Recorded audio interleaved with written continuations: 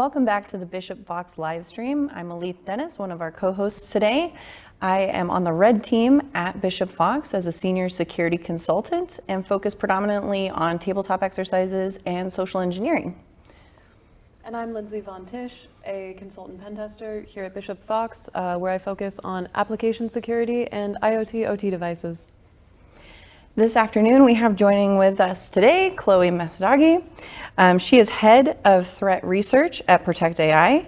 She's a very highly sought after speaker at the InfoSec conferences and hacker conferences alike. She's listed as a power player in cybersecurity by Business Insider and SC Media, and a board member of the Diana Initiative. Welcome, Chloé. Well, thank you for having me. By the way, I love your logo. I have a thing for foxes. I think we all know that, though. Yes, we all know that. Just make sure that that one's still there when Chloé leaves. I know you're amazing at the social engineering village, but you haven't seen these thieving skills I may have. I don't doubt that at all. That one in particular, I see the eye on that. That's the one I would want. That one is so amazing. I've been pretending to put in my jacket between takes. Pretty soon they're gonna just go, oh, she's just messing around, but then it will disappear for real. Yep. We're so excited to have you here on the Bishop Fox live stream. Can you tell us a little bit about what you're the most excited about and what you hope to accomplish here at Black Hat and DEF CON this year? Oh my God, great question. So I would say the thing that I'm really pushing forward is changing a few different things in our industry. One is I gave my first talk ever at Black Hat on climate change. First time Black Hat had to talk about climate change. So that was really amazing. Diana Initiative, I was there talking about marginalized genders. How do we create safe spaces for them, but also how are we allies for one another? And it's not just like men versus women. It's also like men need help too. So that was something that I worked on. And then I work for Protect AI, and we launched a first ever bug bounty platform for AI ML, and we focus on OSS, and it's called Hunter. So we launched that 3 days ago. Oh, wow. Out of all these things. And the one thing I would say that I'm hoping for is to change the conversation with AI security.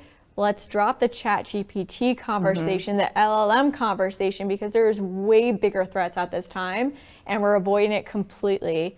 And so that's what I'm hoping to accomplish at DEF CON, because I believe the hacker community is going to push that forward.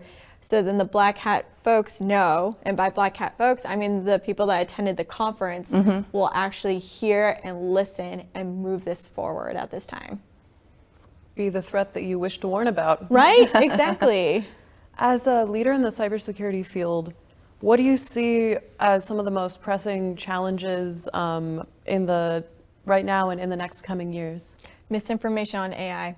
I think the one thing that terrifies me the most was when I first joined Protect AI, and I realized that the security researcher community, the hacker community, has absolutely no idea how to go about like hacking AI ML.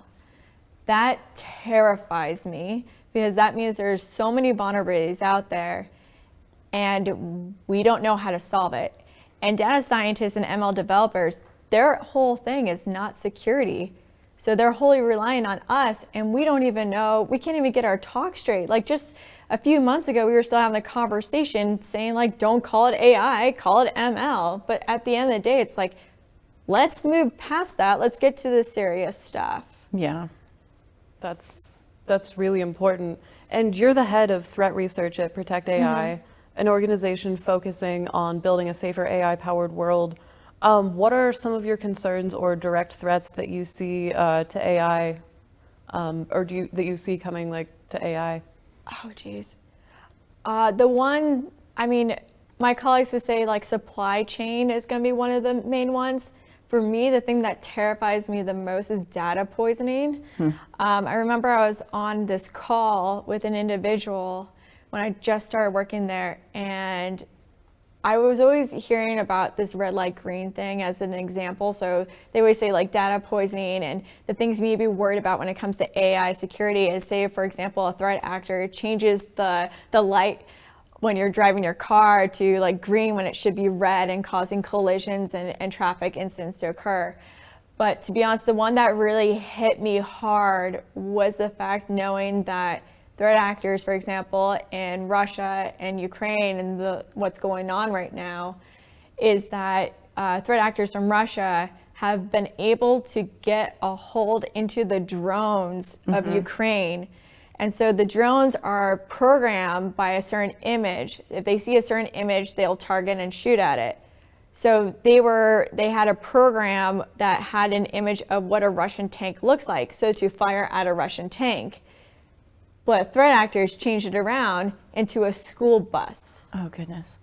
And I remember hearing about that and being terrified to my core, because I just remember like reaching out to so many people in the hacker community, like, hey, do you know anyone who's doing any hacking on AI, ML, and in the bug bounty world? And no one could give me names.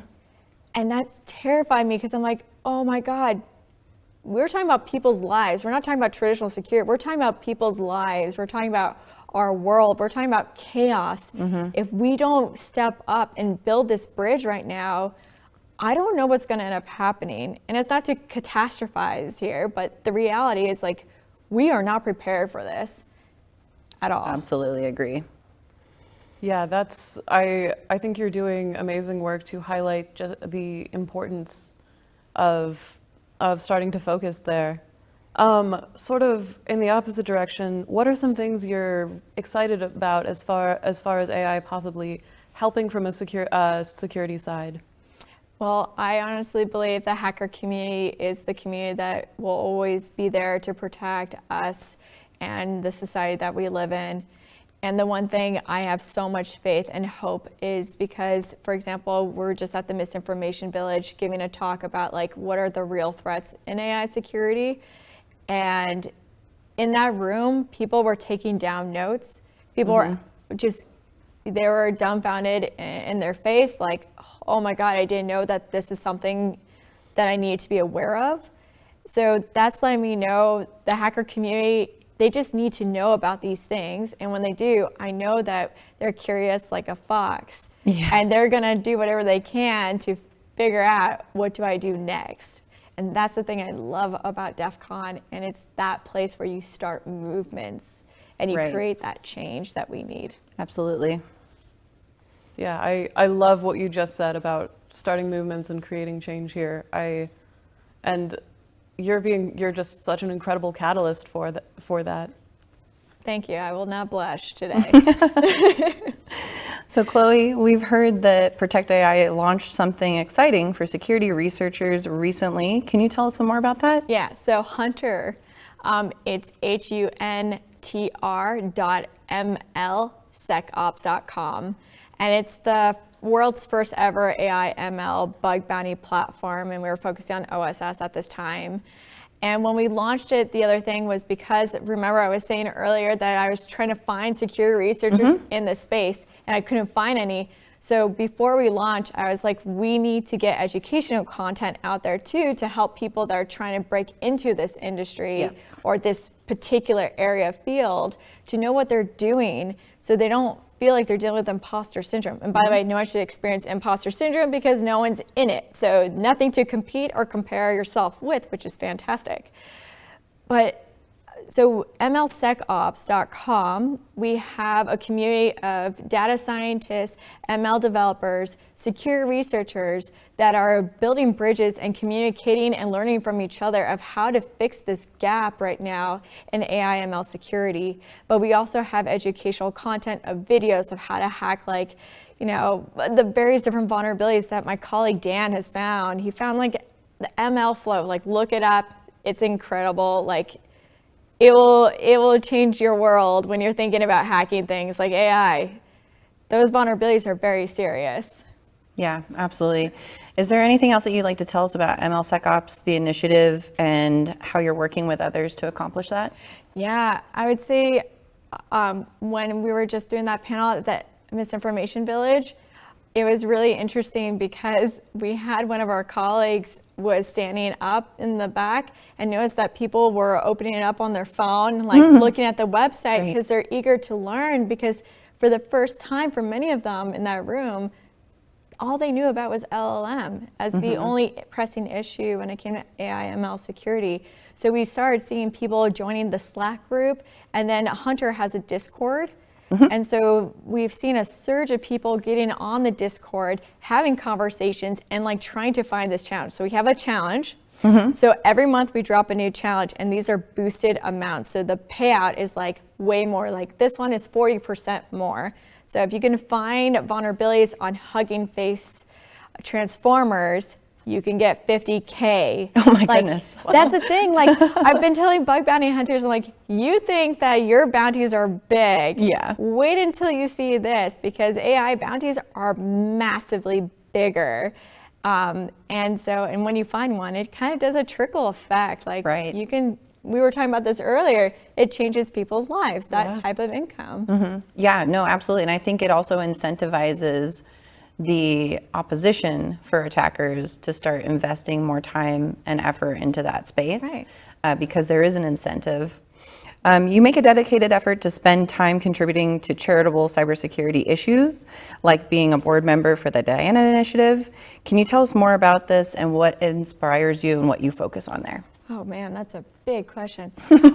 Okay, so I recently joined Diana Initiative as a board member because the nonprofit that I co-founded with my co-founder Maria, we did this one called We Open Tech, and it's there for marginalized genders. And one of the things that we realized is that right now across the country, there's growing anti-trans messaging out there, and also there are people in our own communities and in our industry that are very anti-trans. And so one of the things that we realized was that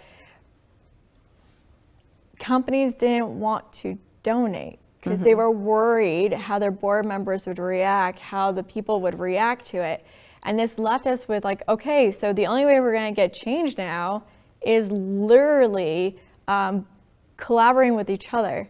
So contact Diana Initiative saying, hey, can we come together and expand Diana Initiative, because I think this is going to be the only way forward at this time. And amazing group of people, and we came together because we realized that, you know, we have to serve marginalized people in this industry. That includes trans folks, and we cannot leave them out of the equation anymore. There's plenty of women's cybersecurity groups, and those are needed. They're very valid and everything like that. But we also have people in those type of membership in those clubs that aren't really inclusive to non-binary folks and trans. And that's so sad, because these are human beings and they want to be themselves, and we should allow that to occur. And so I'm so proud of Diana Initiative. Like, this year was fantastic how they have been, and I am so thankful to be part of that and to like try and do whatever I can to expand it, but also to work together with the community to really make sure that trans folks and non-binary folks are welcomed in this community and stay in this industry. And they should not be left out of the equation when we talk about gender equality in our industry. They deserve to be at the table. They're just as vocal, and they've been doing so much work. We wouldn't be where we are today without trans and non-binary folks in the hacking community. So leaving them out is such a disgrace to humanity in our industry. I absolutely agree. I think it's incredible that you saw the level of just horrific hate and vitriol leveled at transgender and non-binary people, and saw how that was pushing away a lot of support, and decided to, you know, step into that and hold a place for them. I think that's incredible. Yeah, absolutely. It's one of the reasons why I joined the CFP review board for the Diana Initiative, is because they support all underrepresented groups. And I believe that having groups like your own and others merge together, we can only make a bigger difference if we come together and work towards the same goals as a group. What advice would you give to aspiring cybersecurity professionals who aim to become leaders and positively influence this industry? Okay. If you're someone who's marginalized, that could be someone who's neurodiverse, someone who came from a different economic background, didn't have an educational background. It's anything. So marginalized isn't just based on gender and race in itself. But the one thing I would say is, I know at times you're going to feel like you don't know enough. And it's going to be hard to feel like you can be vocal in a room. And to start something, try something new, it's going to be hard as well. But just do note that imposter syndrome, don't let that impact you, because it is something that we use as a term because there aren't people like you in the room that represent you. And when you're the only one in the room like that, it makes us question, do I deserve to be here? Should I even be in this room? Am I as smart as I think? And just know that please don't feel that way. You are welcome there, because all of us are always on this journey of learning. And anyone who's saying like, oh, I'm the best at this, I know this stuff, I guarantee you they need an ego check. So, you know, stay strong, stay in this industry. And if you ever feel alone or isolated or anything, you know, there are people in this industry, like any of us, you can DM us. Absolutely. And know you're not alone. And thank you so much for existing and staying in this space. I know it can be difficult, but you're welcomed here and you belong to be here too. I'm sure this is a loaded question, and you probably have a giant answer, but is there any way that you can describe to us your future goals and aspirations within the cybersecurity industry and how you plan to continue driving positive change in this field? I would say that, you know, whenever I hear something not being talked about in our industry and I know that there's people suffering, I will give them the mic at every single time. And, you know, I'm incredibly thankful for where I am. And that's pure luck in many times, and pure timing is great. But I think just listening to other people and then take the initiative, take that action to, you know, how can I help serve this population? How can I help serve this? But I really hope that another thing besides like AI security and making sure there's room for marginalized genders, the one thing I really hope is that we start talking about climate change, because we're not talking about it in our industry. And people are very concerned to talk about it because they're worried that they may get fired if they do bring it up at their work. Absolutely. And that's a concern that I have, because climate change is impacting us all. And I really hope that I won't be the only person talking about climate change, because it's been like that for like a couple of years now. So I would love for other people to talk about it too. Absolutely. Well, thank you so much for joining us, Chloe. Again, Chloe is the head of threat research at Protect AI. And Chloe, would you like to give a place for people to contact and reach out to you if they'd like to? Yes, yeah. So this is what you're gonna do. You're gonna go to @Chloé Messdaghi on any social media, DM me at any time, add me, follow me, do whatever you want. I am here as a resource to help guide you in whatever you need. Check out Hunter, it's huntr.mlsecops.com to check out our bug bounty platform. And there you can also find the education content to get started. Do join our Discord and Slack if you're in the hacker community and you want to get started. And once again, don't let imposter syndrome get in the way, because no one's in it yet. So you have nothing to compare yourself to. So you're going to be just as confident as everyone else in that room. So thank you. Thanks for joining us.